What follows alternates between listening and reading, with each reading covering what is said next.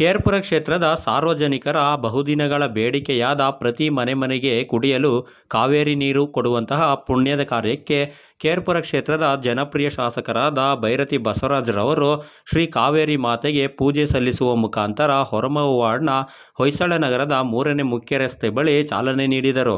ಈ ಸಂದರ್ಭದಲ್ಲಿ ಮಂಡಲಾಧ್ಯಕ್ಷ ಮುನೇಗೌಡ, ವಾರ್ಡ್ ಅಧ್ಯಕ್ಷ ಸತೀಶ್, ಮಂಡಲ ಉಪಾಧ್ಯಕ್ಷ ಗಣೇಶ್ ರೆಡ್ಡಿ, ದೀಪು, RX ರೆಡ್ಡಿ, ಜಗದೀಶ್ ಮುಂತಾದವರು ಇದ್ದರು. ಶಾಸಕರು ಸಾರ್ವಜನಿಕರಿಗೆ ಎಳ್ಳು ಬೆಲ್ಲ ನೀಡುವುದರ ಮೂಲಕ ಸಂಕ್ರಾಂತಿ ಹಬ್ಬದ ಶುಭಾಶಯಗಳನ್ನು ಸಹ ಕೋರಿದರು. ಬೃಹತ್ ಬೆಂಗಳೂರು ಮಹಾನಗರ ಪಾಲಿಕೆಯಲ್ಲಿನ 110 ಹಳ್ಳಿಗಳ ಯಾವುದೇ ಭಾಗದಲ್ಲಿ ಕಾವೇರಿ ನೀರಿನ ಸಂಪರ್ಕ ಬೇಕಾದಲ್ಲಿ ಶ್ರೀ ಬಸವೇಶ್ವರ ಎಂಟರ್ಪ್ರೈಸಸ್ BWSSB ಗುತ್ತಿಗೆದಾರರಾದ ಮಹೇಶ್ ರವರನ್ನು ಸಂಪರ್ಕಿಸಬೇಕಾದ ಸಂಖ್ಯೆ 9980578598 ಮತ್ತು 8892455627. ಒಂದು GLR ಬೇಕು. ಈ ಭಾಗಕ್ಕೆ ನೀರು ನಮಗೆ ಇದು ಸರಿಯಾಗಿ ಶೇಖರಣೆ ಮಾಡಲಿಕ್ಕೆ ನಮಗೆ ವ್ಯವಸ್ಥೆ ಇಲ್ಲ ಅಂತ ಹೇಳಿ ಸುಮಾರು ಒಂದು 20 ದಶಲಕ್ಷ ಲೀಟರ್ ನೀರನ್ನ ಅಲ್ಲಿ ಶೇಖರಣೆ ಮಾಡಕ್ಕೆ ಅಲ್ಲಿ ಕೂಡ GLRಗೆ ಪೂಜೆ ಮಾಡಿ ಕೆಲಸ ಕಾಮಗಾರಿ ನಡೀತಾ ಇದೆ. ಹೀಗೆ ಏನ್ ಸಾಧ್ಯ ಆಗ್ತದೆ ಎಲ್ಲವನ್ನು ಕೂಡ ಮಾಡ್ಲಿಕ್ಕೆ ಪ್ರಾಮಾಣಿಕ ಪ್ರಯತ್ನ ಮಾಡ್ತಾ ಇದ್ದೀನಿ. ಮತ್ತೆ ನಮ್ಮ KFM ಆಸ್ಪತ್ರೆಯಲ್ಲಿ ಕೂಡ ಸುಮಾರು 100 ಬೆಡ್ ಆಸ್ಪತ್ರೆ ಇತ್ತು. ಕೋವಿಡ್ ಸಂದರ್ಭದಲ್ಲಿ ಅಂದಿನ ಮುಖ್ಯಮಂತ್ರಿಗಳಾದಂತಹ ಸನ್ಮಾನ್ಯ ಯಡಿಯೂರಪ್ಪನವ್ರನ್ನ ಕೈ ಮುಗಿದು ನಾನು ಪ್ರಾರ್ಥನೆ ಮಾಡಿದೆ. ಸರ್, ಇದು ನಮ್ಮ ಕ್ಷೇತ್ರ ಬಹಳ ವೇಗವಾಗಿ ಬೆಳೀತಕ್ಕಂಥ ಕ್ಷೇತ್ರ, ಎಲ್ಲ ಬಡವರು ವಾಸ ಮಾಡ್ತಕ್ಕಂಥ ಕ್ಷೇತ್ರ, ಮಧ್ಯಮವರ್ಗ ವಾಸ ಮಾಡ್ತಕ್ಕಂಥ ಕ್ಷೇತ್ರ, ದಯಮಾಡಿ ನಮಗೆ 200 ಆಸ್ಪತ್ರೆ ಬೇಕು ಅಂದಾಗ ಕೂಡಲೇ 35 ಕೋಟಿ ರೂಪಾಯಿಗಳನ್ನ ನಮಗೆ ಸ್ಯಾಂಕ್ಷನ್ ಮಾಡಿದ್ವಿ. ಇವತ್ತು ಆಸ್ಪತ್ರೆ ರೆಡಿಯಾಗಿದೆ. ಮೊನ್ನೆ ಆರೋಗ್ಯ ಸಚಿವರು ಕೂಡ ಮನವಿ ಮಾಡಿದೆ, ಅದನ್ನು ಲೋಕಾರ್ಪಣೆ ಮಾಡಬೇಕು ಅಂದಾಗ ಅವರೆಲ್ಲ ಒಂದ್ ಕಡೆ ಮೀನಾಮೇಷ ಎಣಿಸ್ತಾ ಇದ್ದಾರೆ. ದುಡ್ಡಿಲ್ಲ, ಅದಿಲ್ಲ, ಇದಿಲ್ಲ, ಏನೇನೋ ಎಲ್ಲ ಇಲ್ಲಿದೆಲ್ಲ ಕನ್ನಡಿ ಹೇಳ್ತಾರೆ. ಸೊ ಈ ತರ ಆದ್ರೆ ನಾವು ಯಾವ ರೀತಿ ಕೆಲಸ ಮಾಡ್ಲಿಕ್ಕೆ ಸಾಧ್ಯ? ಆಮೇಲೆ ಆ ಕೇಬಲ್ ಬ್ರಿಡ್ಜಿಂದ ಮೇಡಳ್ಳಿವರೆಗೂ ಕೂಡ ಸುಮಾರು 350 ಕೋಟಿ ರೂಪಾಯಿ ವೆಚ್ಚದಲ್ಲಿ ಫ್ಲೈಓವರ್ ಮಾಡ್ಬೇಕಂತೇಳಿ ದುಡ್ಡನ್ನು ಮೀಸಲಿಡಿಸಿದ್ದೆ ಕಳೆದ ಬಜೆಟ್ ಅಲ್ಲಿ. ನಾನು ಬೊಮ್ಮಾಯಿಯವರಿಗೆ ಮನವಿಯನ್ನು ಮಾಡಿ, ಸರ್ ಈ ರೀತಿ ತೊಂದರೆ ಆಗ್ತಿದೆ, ಸಾರ್ವಜನಿಕರು ಅನೇಕ ಕಂಪನಿಗಳಿಗೆ ಹೋಗ್ಬೇಕು, ಅಲ್ಲಿ ಮತ್ತೆ ಹಿರಿಯರೆಲ್ಲ ರಸ್ತೆ ದಾಟ್ಲಿಕ್ಕೆ ಆಗಲ್ಲ, ಇದು ಬಹಳಷ್ಟು ತೊಂದರೆಗಳಾಗ್ತಾ ಇದೆ, ಮಾಡಿ ಅದಕ್ಕೆ ಸಹಕಾರ ಕೊಟ್ಟಿದ್ದೆ. ಪಾಪ 350 ಕೋಟಿ ಕೊಟ್ಟರು, ಎಲ್ಲ ರೆಡಿ ಮಾಡಿದೆ. ಇವ್ರು ಬಂದ ತಕ್ಷಣ ಏನ್ ಮಾಡಿದ್ರು, ಅದನ್ನ ವಾಪಸ್ ತಗೊಂಡು ಹೆಂಗೆ ಏನ್ ಮಾಡ್ಬೇಕು, ನಾನು ಏನ್ ಮಾಡಕ್ಕಾಗ್ತದೆ ಹೇಳಿ? ನನಗೂ ಕೂಡ ಸಾಕಷ್ಟು ಅಭಿವೃದ್ಧಿ ಮಾಡಬೇಕು, ಸಾಕಷ್ಟು ಕೆಲಸಗಳನ್ನು ಮಾಡಬೇಕು ಅನ್ನೋ ಮಹದಾಸೆ ಇದೆ. ಆದ್ರೆ ಅನುದಾನ ಇಲ್ಲದೆ ನಾವು ಏನು ಮಾಡ್ಲಿಕ್ಕೆ ಸಾಧ್ಯ ಆಗಲ್ಲ. ಇದು ಬಹಳ ನೋವಿನ ಸಂಗತಿ. ಮುಂದಿನ ದಿನಗಳಲ್ಲಿ ಏನ್ ಸಾಧ್ಯ ಆಗ್ತಿಲ್ಲ ಆ ಕೆಲಸವನ್ನ ಖಂಡಿತವಾಗಿ ನಾನು, ನಮ್ಮ ಎಲ್ಲ ಮುಖಂಡರು ನಾವೆಲ್ಲ ಖಂಡಿತವಾಗಿ ಮಾಡ್ತೇವೆ, ನಿಮ್ಮ ಪರವಾಗಿರ್ತೇವೆ. ನೀವು ರಾತ್ರಿ 12 ಗಂಟೆ ಬಂದು ನಮ್ಮ ಮನೆಯ ಬಾಗಿಲು ತೆಗೆದಿರ್ತದೆ. ಯಾವುದೇ ಸಂದರ್ಭದಲ್ಲಿ ಹೊಯ್ಸಳ ನಗರ ಇರ್ಬೋದು, ವಿನಾಯಕ ಲೇಔಟ್ ಇರ್ಬೋದು, ಈ ಭಾಗದ ಯಾವುದೇ ಬಡಾವಣೆ, ಬೃಂದಾವನ ಲೇಔಟ್ ಇರ್ಬೋದು, ಯಾವುದೇ ಬಡಾವಣೆಗಳಲ್ಲಿ ಈ ತರ ಸಮಸ್ಯೆ ಆಗಿದೆ ಅಂದ್ರೆ ಖಂಡಿತವಾಗಿ ನಾನು ಕೈಲಾದಂತ ಸೇವೆಯನ್ನು ಮಾಡಲಿಕ್ಕೆ ಸದಾ ಸಿದ್ಧಿದ್ದೇನೆ ಅನ್ನೋ ಮಾತನ್ನ ಮತ್ತೊಂದು ಸರಿ ಪುನರುಚ್ಚಾರ ಮಾಡಿ ಈ ಕಾವೇರಿ ನೀರನ್ನ ಸದುಪಯೋಗ ಪಡಿಸ್ಕೊಳ್ಬೇಕು. ವಿನಾಕಾರಣ ಅರ್ಜು ರಸ್ತೆಗೆ ಹೋಗುವಂತ ಕೆಲಸಕ್ಕೆ ನಾವು ದಯಮಾಡಿ ಯಾರು ಕೂಡ ನಾಂದಿ ಆಗಬಾರ್ದು. ಯಾಕಂದ್ರೆ 100 ಕಿಲೋಮೀಟರ್ಗಳಿಂದ ಇವತ್ತು ನಾವು ಕಾವೇರಿ ನೀರನ್ನು ತಂದಿದ್ದೀವಿ. ಇದು ಸಮರ್ಪಕ ಆಗ್ಬೇಕು. ಅದಾದಾಗ ಮಾತ್ರ ಎಲ್ಲೋ ಒಂದ್ ಕಡೆ ನಮ್ಗೆ ನಮ್ಮ ಮನಸ್ಸಿಗೆ ಕೂಡ ನಮ್ಗೆ ಈಗ ಇಷ್ಟು ನಾವು ಪರದಾಡಿದೀವಿ. ಟ್ಯಾಂಕರ್ಗೆ 1000 ರೂಪಾಯಿ ಕೊಟ್ಟು ನೀರನ್ನ ಪರ್ಚೇಸ್ ಮಾಡಿದ್ವಿ. ಎಷ್ಟೋ ತಾಯಂದ್ರು, ಎಷ್ಟೋ ಜನ ಇಲ್ಲಿ ನಮ್ಮ ಮುಖಂಡರು, ಎಷ್ಟೋ ಜನ ಬಂದು ನನಗೆ ಬಹಳಷ್ಟು ಮನವಿಯನ್ನು ಮಾಡಿದ್ವಿ. ಆಗಲ್ಲ, 12 ಬೋರ್ಡ್ಗಳನ್ನ ಕೊಡ್ಸ್ಕೊಟ್ಟೆ, ಆದ್ರೂ ಕೂಡ ಸಿಕ್ಕಿಲ್ಲ. ಈಗ ನಾನು ಕ್ಷೇತ್ರ ಶಾಸಕರಾಗಿ ಬಂದಾಗ ಈ ಹೊಯ್ಸಳಕ್ಕೆ ಸುಮಾರು 30ರಿಂದ 35 ಬೋರ್ಗಳನ್ನ ಕೊಡ್ಸಿರ್ತಕ್ಕಂಥದ್ದು. ಆದ್ರೂ ಕೂಡ ನೀರು ಸಿಗ್ತದೆ, ಸ್ವಲ್ಪ ದಿವಸ ಇರ್ತದೆ, ಆಮೇಲೆ ಒಣಗೋಗ್ತದೆ, ಏನ್ ಮಾಡ್ಲಿಕ್ಕೆ ಸಾಧ್ಯ ಆಗಲ್ಲ. ಈಗ ಇದು ನಮಗೆ ಶಾಶ್ವತವಾದಂಥ ಕೆಲಸ. ಹಾಗಾಗಿ ಎಲ್ಲರೂ ಕೂಡ ಅವರ ಮನೆಗೆ ಕಲೆಕ್ಷನ್ ತೆಗೆದುಕೊಳ್ಳಿ, ಮೀಟರ್ ಹಾಕ್ಸ್ಕೊಳ್ಳಿ. ಅವರು ಏನು ಸೂತ್ರವನ್ನು ಹೇಳ್ತಾರೆ ಅದನ್ನು ದಯಮಾಡಿ ಪಾಲಿಸ್ಬೇಕು ಅಂತೇಳಿ ಅದರಲ್ಲೂ ಕೂಡ ನಾನು ಕೈ ಮುಗಿದು ಪ್ರಾರ್ಥನೆ ಮಾಡಿ ಒಂದು ತಂಡವನ್ನೇ ಬಿಡ್ತೇನೆ. ಹೊಯ್ಸಳ ನಗರದಲ್ಲಿ ಪ್ರತಿ ಬಡ ರಸ್ತೆಯಿಂದ ಈಗ ಒಂದು ರಾತ್ರೆಲ್ಲ ಇಲ್ಲೇ ಇರ್ತೀನಿ.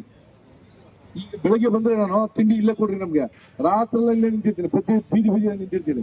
ನಮ್ಗೆ ದುಡ್ಡಿಲ್ಲ, ನಾನು ಏನ್ ಮಾಡೋದು? ಈ ದುಡ್ಡಿಂದ ನಾನು ಕೆಲಸ ಮಾಡಕತ್ತದ, ದುಡ್ಡಿಂದ ನಾನು ಹಿಂಗ್ ಮಾಡಕತ್ತದ ಹೇಳ್ರಿ. ಅದಕ್ಕೆ ಮೊನ್ನೆ ಪ್ಯಾಚ್ ವರ್ಕ್ಸ್ ಮಾಡಿಸಿದ್ದೀವಿ. ಈಗ ಮುಂದಿನ ದಿನದಲ್ಲಿ ಏನಾದ್ರೂ ನನಗೆ ಅಚ್ಚೆ ಹೇಳಿದ ಅನುದಾನ ಕೊಟ್ರೆ ಖಂಡಿತವಾಗಿ ಇಡೀ ಬಡಾವಣೆ ಮಾಡ್ಬೇಕನ್ನ ಆಸೆ. ನಿಮ್ಗೆ ಒಂದೇ ನೋಡಲ್ಲ, ಇಡೀ ಬಡಾವಣೆಗೆ ತಾರಾಕ್ಬೇಕು ಅಂತ ಆಸೆ. ಆದ್ರೆ ಎಲ್ಲೋ ಒಂದ್ ಕಡೆ ಅಸಹಾಯಕನಾಗಿದ್ದೇನೆ.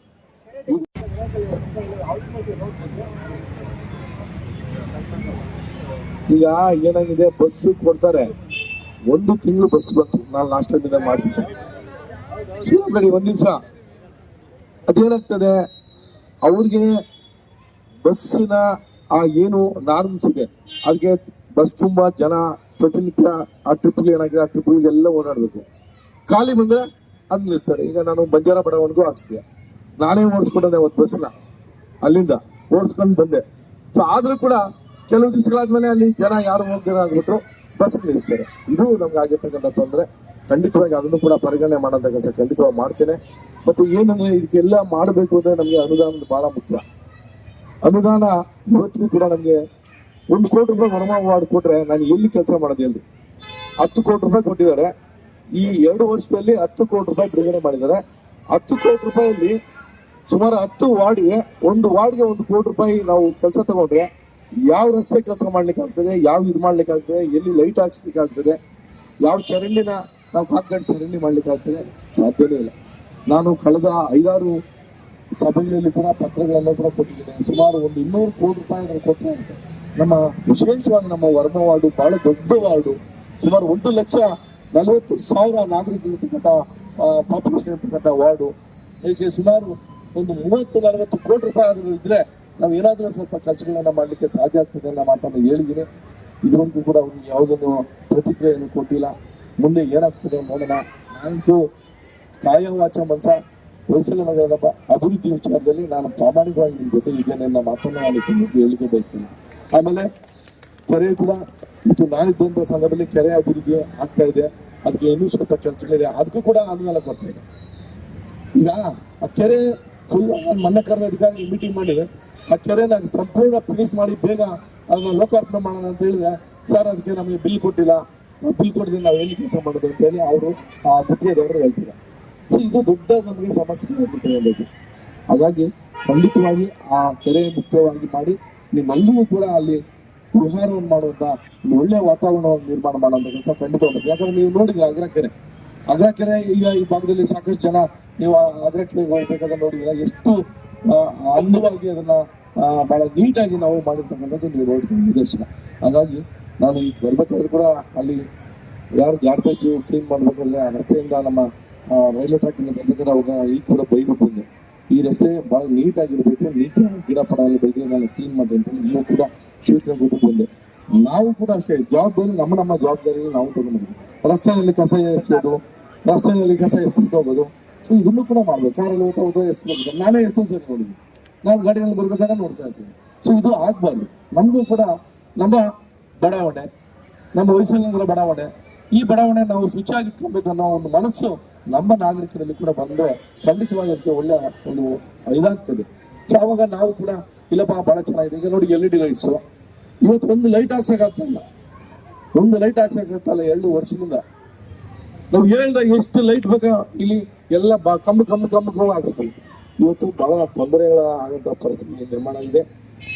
ಹಾಗಾಗಿ ನಾನು ಎಲ್ಲರಲ್ಲಿ ಕೂಡ ಕೈ ಮುಗಿದು ಪ್ರಾರ್ಥನೆ ಮಾಡ್ತೇನೆ, ನಿಮ್ಮ ಆಶೀರ್ವಾದದಲ್ಲಿ ನಿಜವಾಗಿ ಮಾದರಿ ಮಾಡಬೇಕು ಅನ್ನೋ ಆಸೆ ಇತ್ತು. ಮತ್ತೆ ನಮ್ಮ ಜಯಂತಿ ನಗರ ಆ ಸಿಗ್ನಲ್ ಇದೆ, ಆ ಸಿಗ್ನಲ್ ಅಲ್ಲಿ ಒಂದು ಅಂಡರ್ಪಾಸ್ ಮಾಡಿ ಅಲ್ಲಿ ವಾಹನಗಳ ದಟ್ಟಣೆಯನ್ನ ನಿಲ್ಲಿಸಬೇಕು ಅಂತೇಳಿ ಒಂದು ಎಸ್ಟಿಮೇಟ್ ಎಲ್ಲ ರೆಡಿ ಮಾಡ್ಕೊಂಡಿದ್ದೆ. ಮತ್ತೆ ನಮ್ಮ ಇಲ್ಲಿ ಯಾವುದು ನಮ್ಮ ಈ ಇನ್ನೊಂದು ಅಡಿಷನಲ್ ಬ್ರಿಡ್ಜ್ ಕೂಡ ಮಾಡಿಸ್ತಾ ಇದ್ವಿ. ಈ ಹೊಯ್ಸಳ ನಗರದಿಂದ ಹೋದ TC ಬಳ್ಳಿ ಎಲ್ಲ ನಮ್ಮ ರಾಮಮೂರ್ತಿ ಹೇಳಿದ್ರ ಅದಕ್ಕೆ ಇನ್ನೊಂದು ಅಡಿಷನಲ್ ಬ್ರಿಡ್ಜ್ ಕೂಡ ಮಾಡಿಸ್ತಾ ಇದ್ವಿ. ಅದು ಕೂಡ ಶಾಂಕ್ಷನ್ ಆಗಿ ಆಗ್ತಾ ಇದೆ. ಅದನ್ನು ಕೂಡ ನಾನು ಈ ಕೆಲವು ದಿವಸದಲ್ಲಿ ನಮ್ಮ